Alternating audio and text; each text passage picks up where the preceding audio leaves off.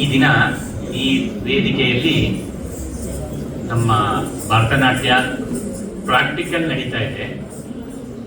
ಅದರ ಥಿಯರಿ ಪೋರ್ಷನ್ನು ಅದನ್ನು ನಾನು ಒಂದು 10 ವಾಕ್ಯದಲ್ಲಿ ಹೇಳೋದಕ್ಕೆ ಇಷ್ಟಪಡ್ತೇನೆ. ಆ ಥಿಯರಿದು ಸಬ್ಜೆಕ್ಟ್ ಏನಪ್ಪ ಅಂತ ಹೇಳಿದರೆ, ಅದು ನಮ್ಮ ಕುಮಾರ್ರವರ ಆತ್ಮಚರಿತ್ರೆನೇ ಥಿಯರಿ. ನಮ್ಮ ಭರತನಾಟ್ಯ ಕಲಾವಿದರಿಗೆ ಕುಮಾರ್ರವರ ಒಂದು ಜೀವನವೇ ಒಂದು ಮಾದರಿ ಅವರಿಗೆ. ಅದರ ಬಗ್ಗೆ ಒಂದು 4 ಮಾತು ಆಡಲಿಕ್ಕೆ ಇಷ್ಟಪಡ್ತೇನೆ. ಮತ್ತೊಂದು, ನಾನು ಏನೋ ಒಂದು ಸಿದ್ಧ ಮಾಡಿಕೊಂಡು ಬಂದಿದ್ದೆ ಇವತ್ತು, ಅದು ಬಹುಶಃ ಹಿಂದೆ ಮುಂದಾಯಿತು. ನಾನು ತಲೆಗೆ ಏನು ಇಟ್ಕೊಂಡು ಬಂದಿದ್ದೆ ಅದು ಬೇರೆ ಆಯಿತು. ಅದು ಭಗವಂತನ ಇಚ್ಛೆ ಕೂಡ ಹಾಗೆ ಆಗಿತ್ತು ಅಂತ ಕಾಣುತ್ತೆ. ಇವತ್ತು ನಮ್ಮ ಸ್ನೇಹಿತರ ಹುಟ್ಟಿದ ಹಬ್ಬದ ದಿನ, ಬಹಳ ವಿಶೇಷವಾದ ದಿನ ಆಯಿತು. ನಾವು ಬಹಳ ಆಪ್ತ ಮಿತ್ರರು. ನನಗೆ ಅಂತ ಒಂದು ದಿನ ನನಗೆ ಇದೊಂದು ಸಿಕ್ಕಿದ್ದು. ನಮ್ಮ ಕುಮಾರ್ ಅವರಿಗೆ ಯಾವ ರೀತಿಯ ಅಭಿನಂದನೆ ನಾನು ಮಾಡಬೇಕು ಈಗ ಅಂತ ಅಂದ ಕೂಡಲೇ ನಾನು ವಿದ್ಯಾರ್ಥಿಗಳಿಗೆ ಒಂದು ಭಾಗವನ್ನು ಏನು ಹೇಳ್ತಾ ಇದ್ದೀನೋ ಅದನ್ನ ಕುಮಾರ್ ಅವರ ಹುಟ್ಟುಹಬ್ಬದ ಅಭಿನಂದನೆ ಪರವಾಗಿ ನನ್ನ ನುಡಿ ನಮನವನ್ನು ತಿಳಿಸಲಿಕ್ಕೆ ಇಷ್ಟಪಡ್ತೇನೆ.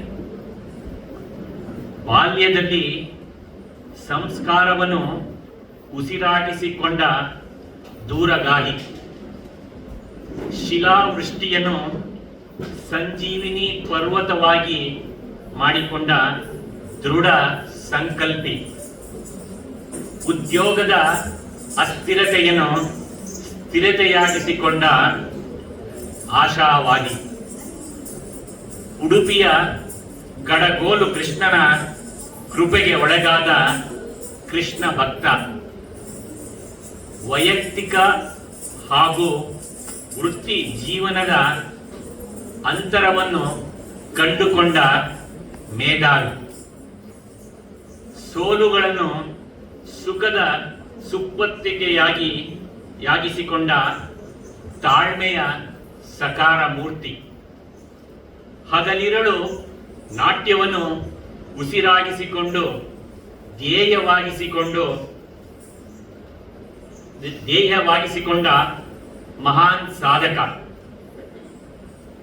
ಅವಿರತ ಭರತನಾಟ್ಯ ಕಾರ್ಯಕ್ರಮಗಳನ್ನು ನಡೆಸಿ ಹಲವರ ಭಾಗ್ಯದ ಬಾಗಿಲು ತೆರೆದ ನಾಟ್ಯ ದಾಸೋಹ ಯತಿ, ದೇಶ ವಿದೇಶಗಳಲ್ಲಿ ನಾಟ್ಯದ ಕಂಪನ್ನು ಪಸರಿಸಿ ಬಿರುದು ಪ್ರಶಸ್ತಿಗಳನ್ನು ಮುಡಿಗೇರಿಸಿಕೊಂಡ ನಾಟ್ಯ ಚಕ್ರವರ್ತಿ, ವೃತ್ತಿ ಜೀವನದ ಉತ್ತುಂಗದಲ್ಲೂ ಗುರುಗಳನ್ನು ಮರೆಯದೆ ನಾಟ್ಯವನ್ನು ಗೃಹದಲ್ಲಿಯೇ ನಿತ್ಯೋತ್ಸವವಾಗಿಸಿಕೊಂಡ ಕಲಾ ತಪಸ್ವಿ, ನಾಟ್ಯಾಚಾರ್ಯ, ನಾಟ್ಯಭೂಷಣ, ಕಲಾ ಉಪಾಸನೆಯ ಸರದಾರ ಶ್ರೀಯುತ ಕುಮಾರ್ರವರು.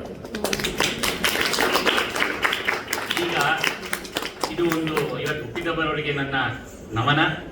ಜೊತೆಗೆ ಇದು ವಿದ್ಯಾರ್ಥಿಗಳಿಗೆ ಒಂದು ಥಿಯರಿ ಪಾಠ.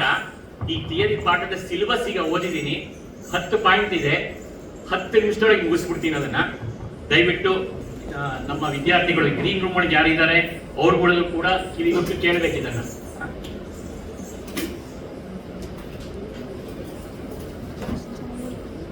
ಇದು ನಾನೇನು ಬರೆದಿದ್ದೇನೆ ಅದನ್ನ ನಿಮ್ ಕೈಯಲ್ಲಿ ಕೊಡ್ತೇನೆ.